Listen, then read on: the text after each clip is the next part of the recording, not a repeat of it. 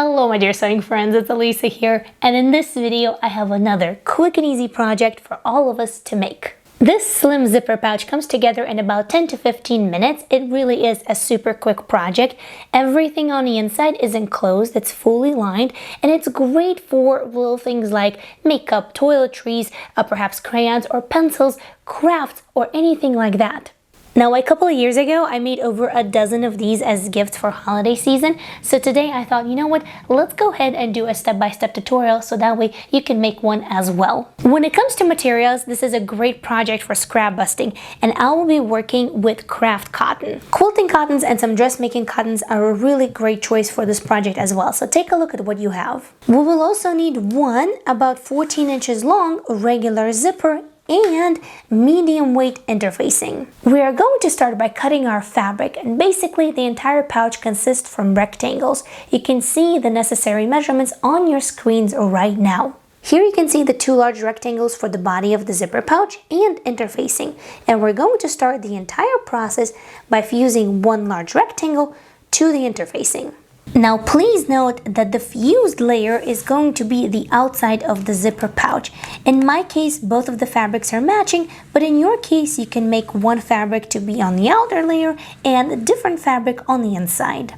Once the big piece is fused, let's go ahead and grab the small one, 10 by 2, and first we're going to fold it in half and give it a good press. Next, we're going to open it up and then bring the edges all the way to the middle where we press that crease. Now, let's give it another good press. Finally, fold it in half and press one more time. This is what you're going to have once done. These are my two large rectangles, one with interfacing and one without. We're going to take one with interfacing, place it right side up, take the zipper, place it face down so that this little tab is facing down, and we're going to place it like so.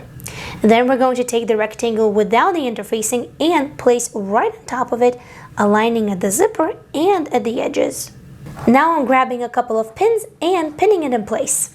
Here at the sewing machine, let's start by switching our regular presser foot to a zipper presser foot. Once done, grab your project, and this is where we're going to sew exactly where we have pinned. On your sewing machine, select a regular straight stitch, and we're going to start and end the seam with a back stitch. This is what we're going to have so far. Now, staying right here at the sewing machine, and let's open this up like this, because now we're going to be top stitching. Make sure that you pull these rectangles a little bit apart.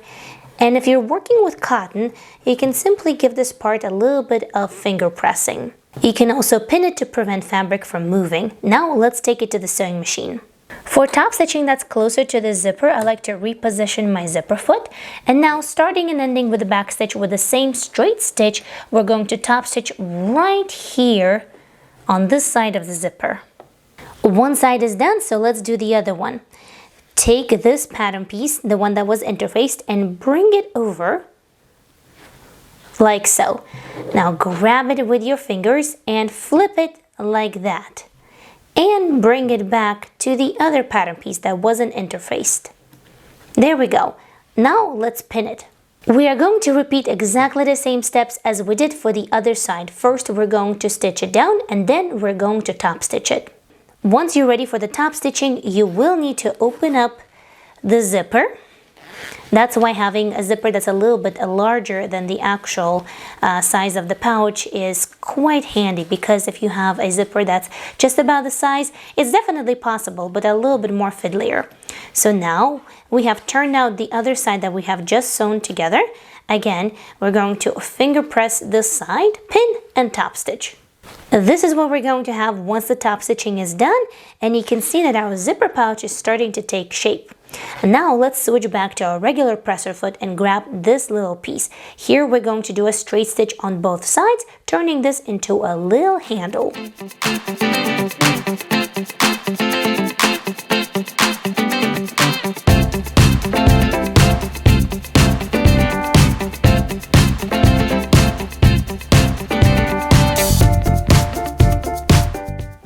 While we're at it, we're going to grab the smallest pattern piece.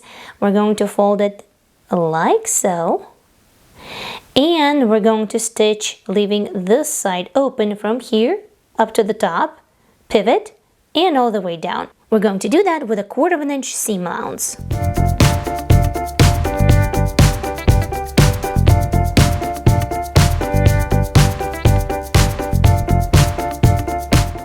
Once I'm done with stitching, I'm going to turn it right side out, and I usually use a plastic knitting needle to help me out doing that. After all that, we'll have a little tab that is going to go on the bottom of the zipper. To attach this little tab, we're going to take our zipper pouch.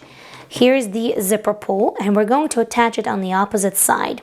We're going to take our little tab, place it face down, and place it right in the middle of the zipper, aligning with the edges of the zipper pouch. That's how we're going to stitch it down, only through one layer of the zipper pouch, so we don't want to stitch it closed. I will pin it to keep it in place, and I will head to the sewing machine.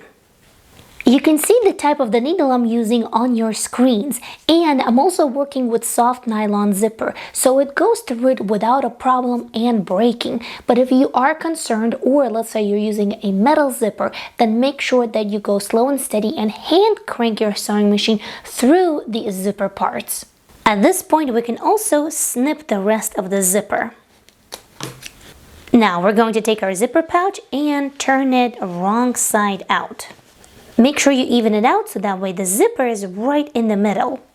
We're going to sew from here till here with 3/8 of an inch seam allowance and a straight stitch.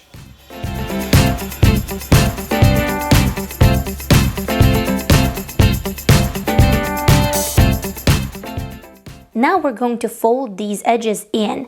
Here you can clearly see where the zipper is at, so you can see the pink zipper tape. So we're going to take one side and we're going to fold it in up until the zipper tape begins right here, and we're going to do the same on the other side. Fold it in. So that's what you're going to have. So now let's pin it and stitch it. Once again, we're going to do that with a straight stitch with the back stitch at the beginning and the end. But because we are going through so many layers, go ahead and increase the stitch length. That will help you to go through all of them a little bit smoother. I'm working with the same 3/8 of an inch seam allowance, but a little bit to the left of the previous seam, so that way it's not visible once we're done with our pouch. To finish and enclose the raw edges, we're going to grab one of the 2x5 little pattern pieces. You can also use bias tape if you have some, but this particular piece doesn't necessarily have to be cut on a bias. We're going to place it like so first and stitch it down with 1/4 inch seam allowance. Please note that here I'm stitching only to the width of the actual pouch because later on we're going to snip off all of the extra. Now fold it up, turn it to the other side, fold it in, and fold it over. Here we're going to stitch it down once again with a 1/4 inch seam allowance. Once this step is complete, we can snip off the extra, but make sure that you don't snip through any of the stitches because we don't want them to come apart. Now let's turn the pouch this way, and we want to open up the zipper just a little bit into the pouch because our first task would be to stitch over the zipper to make sure that it stays together. It might seem like it's an extra unnecessary step, but it really does help to make sure that everything is nice and neat. Now we can open up the zipper all the way to the bottom of the pouch, like so, and let's start working on the top. First, we want to place it flat like before, making sure that the zipper is right in the middle. Then we want to grab our little handle. We're going to tuck it inside first, and then we're going to sandwich the ends, placing them about a 1/4 inch or 3/8 of an inch away from the edge of the zipper tape. Once done, we're going to do a straight stitch from one edge to the other, just like before on the bottom. This is what we're going to have once done. Now, take one of the sides, fold it in all the way up to the zipper tape, and we're going to do exactly the same to the other side. We're going to fold it in all the way up to the zipper tape, and once again we're going to stitch over it with 3/8 of an inch seam allowance. After that, as a last step, we just need to snip off all of the extras and finish the raw edges the same way as we did on the bottom using this little pattern piece. Sometimes I get asked if these little corners that we have snipped off are going to fray or come undone after using these little pouches or any other accessories where I do this technique. And I find that, yes, they will fray a little bit. If you cut them on the bias, they will fray less. But because this is an accessory and this is going to be tucked in the corner and you're not going to be washing this every single day, like for example a t-shirt or something like that, then these hold up without a problem. If you have some and you want to, you can always apply a little bit of fray check on the edges. Alright, now it is time to turn everything right side out.